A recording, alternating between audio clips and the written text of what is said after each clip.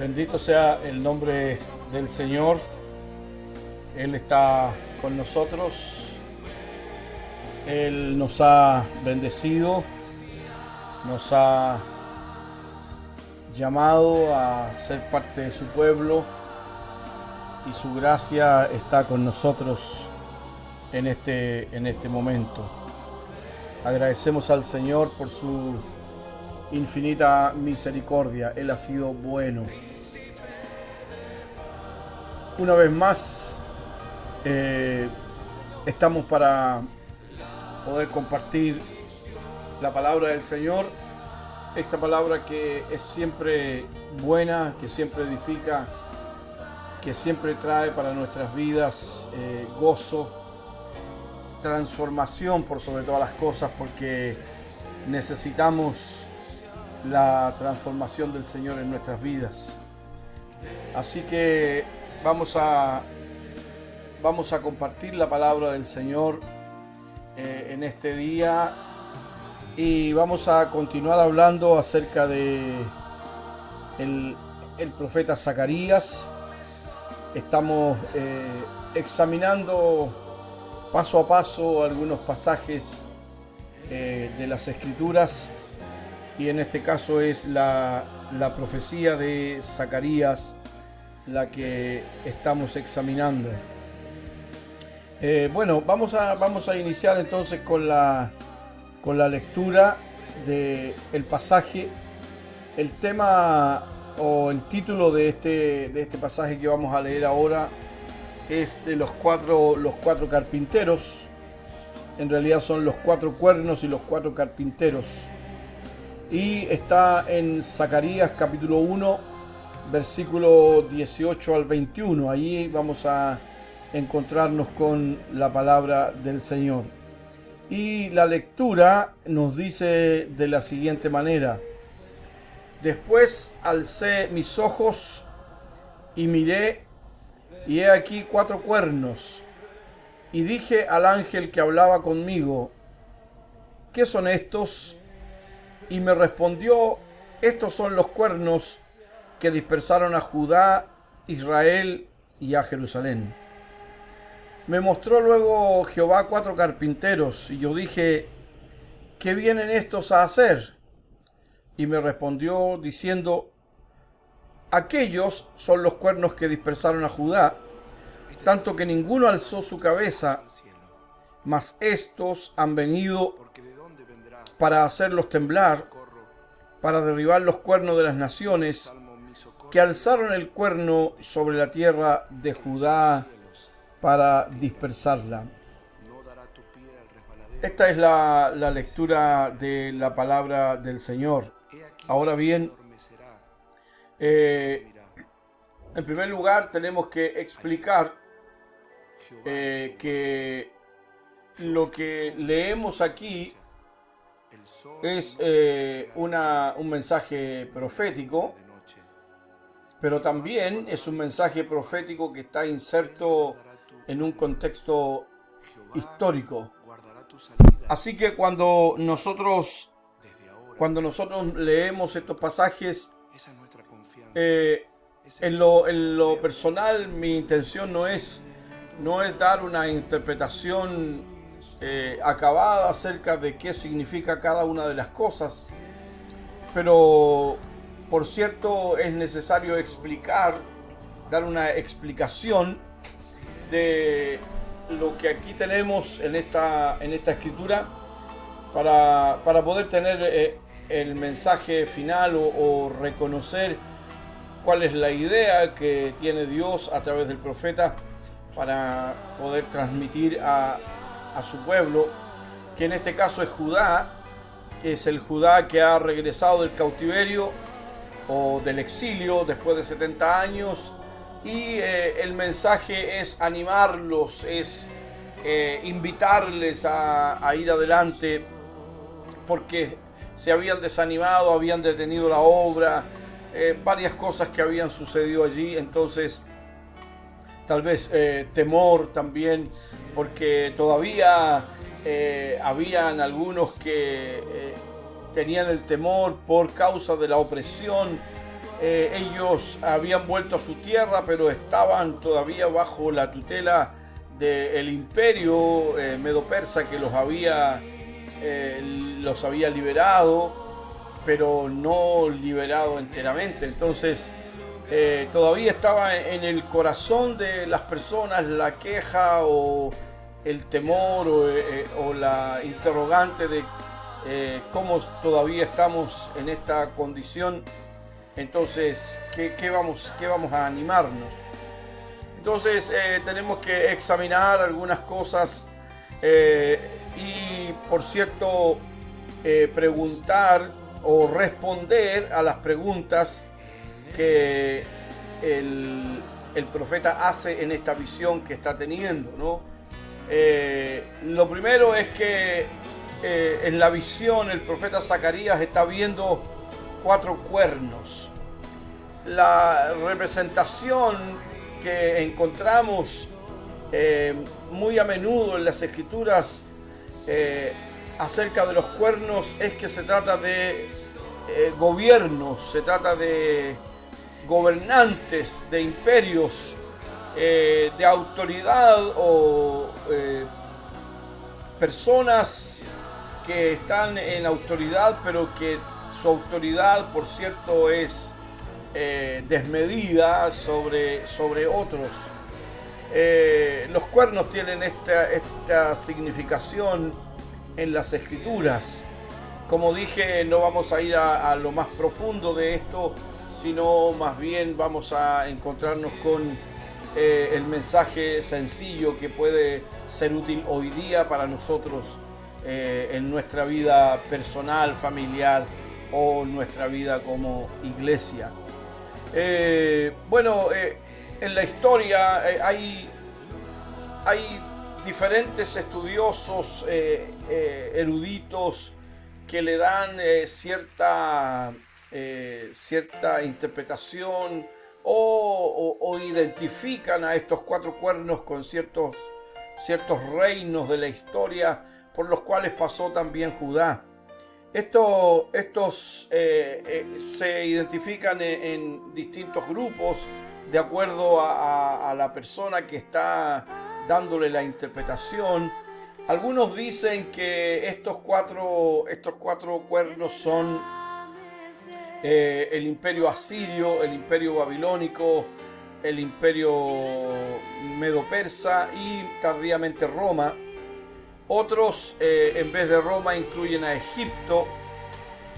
Otros en vez de Asiria parten desde Babilonia.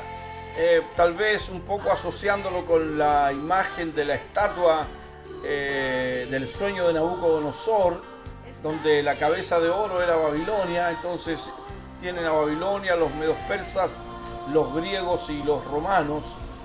En fin, estamos hablando de personas o estamos hablando de gobiernos o gobernantes que existieron y que lideraron imperios que tuvieron esta acción o hicieron esta acción de dispersar a Judá, a Israel y a Jerusalén. Como digo, esto puede ser cualquiera de los grupos que se mencionan, porque estos imperios hicieron el mal contra Israel, contra Judá, contra la ciudad de Jerusalén.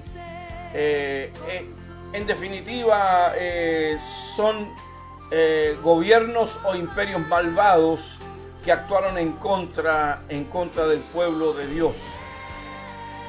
Lo segundo que ve, porque primero ve 4 cuernos y luego se le muestran 4 carpinteros, y entonces pregunta a Zacarías en la visión ¿qué vienen a hacer estos?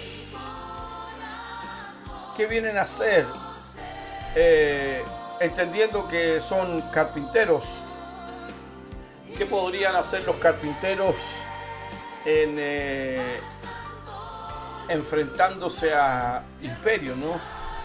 Parece un poco desequilibrada la fuerza Y la respuesta es justamente haciendo esta comparación y diciendo: aquellos son los cuernos que dispersaron a Judá, tanto que ninguno levantó su cabeza, mas estos han venido, los carpinteros, para derribar los cuernos de las naciones que alzaron el cuerno sobre la tierra de Judá para dispersarla.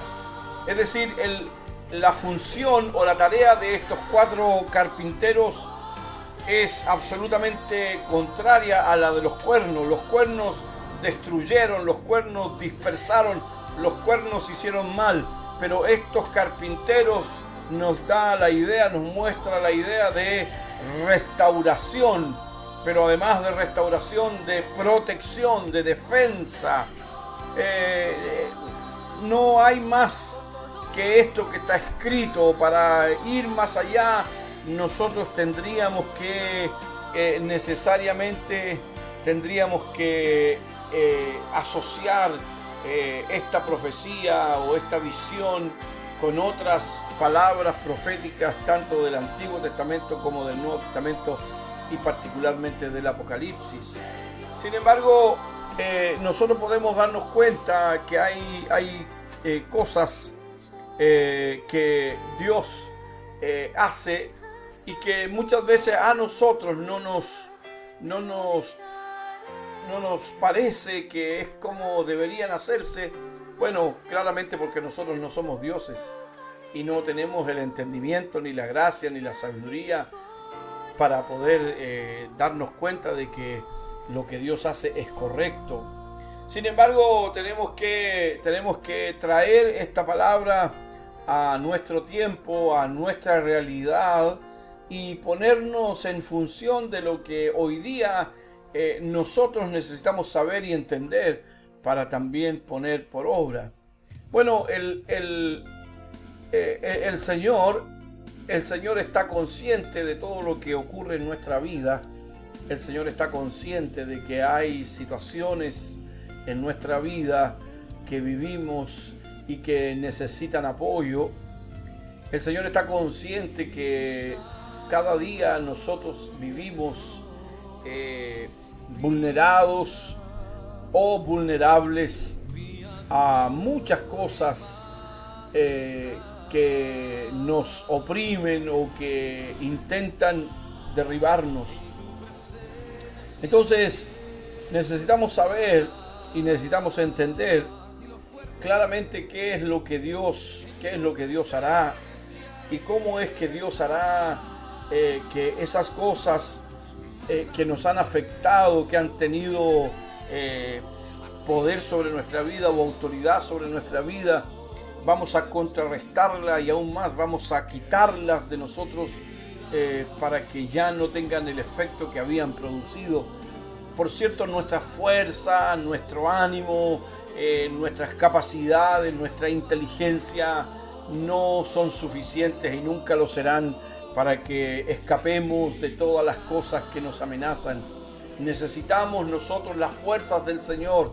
Necesitamos aferrarnos y escondernos en Cristo.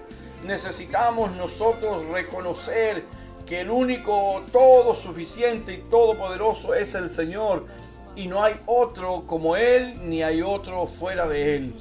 Entonces, por más que luchemos, por más que batallemos, por más que nos esforcemos con nuestras fuerzas y capacidades, siempre estaremos en desventaja frente a otras autoridades, potestades que quieren oprimirnos.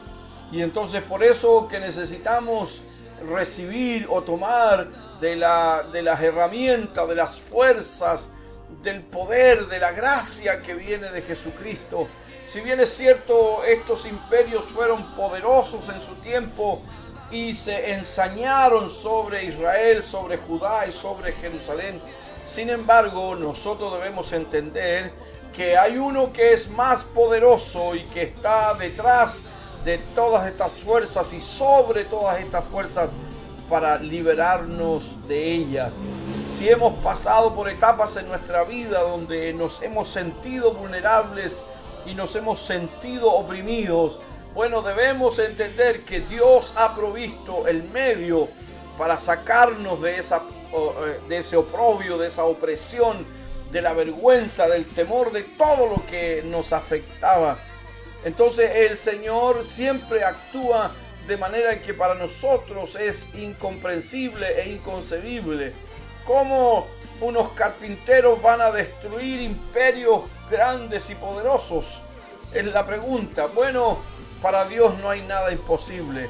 Lo que sí podemos decir que nosotros podemos visualizar a través de esta visión que Dios tiene todos los medios para ayudarnos, que Dios tiene toda la fuerza para socorrernos y para defendernos, y que el poder de Dios es suficiente aun cuando nosotros no lo veamos de esa manera, aun cuando no entendamos o podamos visualizar cómo es que Dios hará lo que nosotros esperamos que ocurra.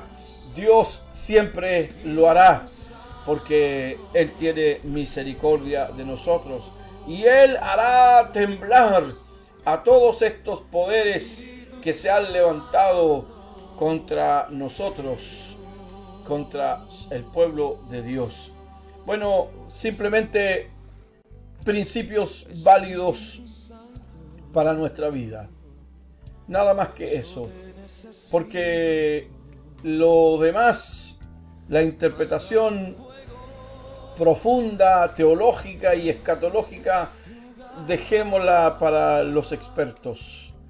Principios que son vitales para nuestra vida, para el desarrollo de nuestra vida cristiana ahora, son estos que yo quiero mencionarles en el nombre del Señor. En primer lugar, saber que Dios tiene el control de la historia. Amados hermanos, amados amigos, Dios tiene el control de la historia de tu vida. Y por muy terrible y mala que haya sido tu historia, si tú has venido a Cristo, Él tiene el control sobre tu vida para cambiar esa historia nefasta en una historia de bendición, de gozo, una historia de ser vencedor con el Señor.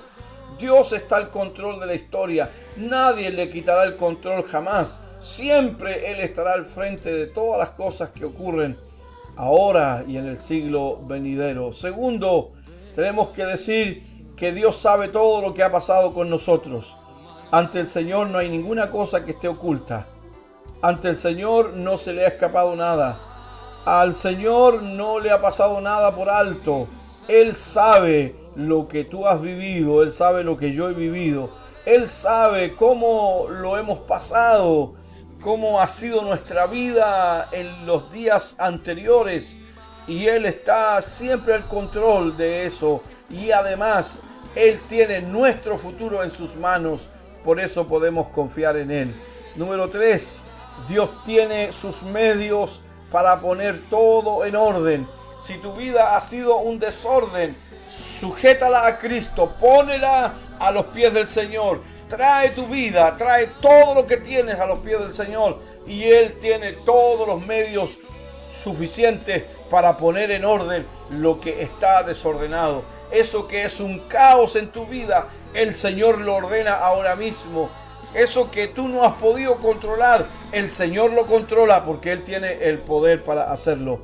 Y también Dios nunca abandona a su pueblo. Si hay un remanente que clama, si hay un remanente que le busca, si hay un remanente que está amándole, Dios estará allí, aún en medio de la tribulación, aún en medio del problema, aún en medio de la persecución, aún en medio de la necesidad, aún en medio de la angustia. Ahí está el Señor. Él no nos abandona jamás. Si bien es cierto, a veces hemos sido disciplinados por el Señor y ha venido la crisis a nuestra vida a causa de la disciplina, pero recuerda que la Biblia dice que Dios al que ama disciplina y azota a todo aquel que recibe por hijo. Por lo tanto, si has estado viviendo un tiempo difícil, recuerda que Dios tiene el control y que Él sabe lo que está pasando por tu vida. No está descuidado, no está de vacaciones, no está tomando una siesta. El Señor está trabajando para que tú puedas entonces salir adelante. Y recuerda que Dios tiene los medios, todos los medios, para bendecir nuestra vida y ponernos en paz. Y Él está con nosotros como lo ha prometido todos los días hasta el fin. Así que, amados, yo les animo y nos animamos mutuamente a seguir sirviendo al Señor, sabiendo que todas estas cosas están en su mano poderosa. El Señor nos ayude cada día a asimilar su palabra, porque es lo que necesitamos. El Señor nos ayude a que podamos tener el gozo de la salvación en nuestro corazón. Una palabra de oración para terminar en esta hora. Amado Dios y Padre nuestro, te agradecemos tus infinitas misericordias. Agradecemos que tú estés guardando nuestra vida. Agradecemos que tú estés trabajando en nuestro corazón. Te damos gracias porque tú tienes el control de todo.